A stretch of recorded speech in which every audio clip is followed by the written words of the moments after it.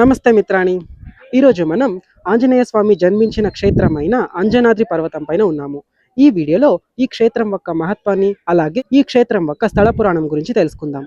అంజనాద్రి కొండ కర్ణాటక రాష్ట్రంలోని హంపి దగ్గర ఉన్న హనుమనహಳ್ಳಿ గ్రామంలో ఉంది. ఈ కొండను శ్రీ హనుమంతుని జన్మస్థలంగా నమ్ముతారు. ఈ కొండ పై భాగంలో శ్రీ హనుమంతుని దేవాలయం ఉంది. అక్కడికి వెళ్ళాలంటే సుమారు 575 మెట్లు ఎక్కాలి. ఆ దేవాలయంలో రాతితో చెక్కిన హనుమంతుని విగ్రహం ఉంది. అదే ప్రాంతంలో సీతారాముల దేవాలయం కూడా ఉంది. అలాగే అంజనాదేవి ఆలయం కూడా ఉంది. రామాయణం ప్రకారం అంజనాదేవి ఈ కొండపై కఠిన తపస్సు చేశారు. ఆమె తపస్సుకు సంతోషించిన శివుడు వరం ఇచ్చారు. వాయుదేవుడు దివ్య పాయసాన్ని అంజనాదేవికి అందించడంతో హనుమంతుని జన్మ జరిగింది. అందుకే హనుమంతుని ఆంజనేయుడు మరియు వాయుపుత్రుడు అని పిలుస్తారు. పురాణాల ప్రకారం ఈ ప్రాంతాన్ని కిష్కింద అని పిలిచేవారు. ఈ కొండ హంపికి చాలా దగ్గరగా ఉంటుంది.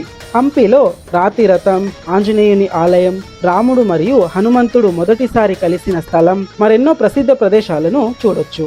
భక్తితో పాటు ఈ ప్రాంతం తన అందమైన ప్రకృతి దృశ్యాలతో ప్రసిద్ధి చెందింది.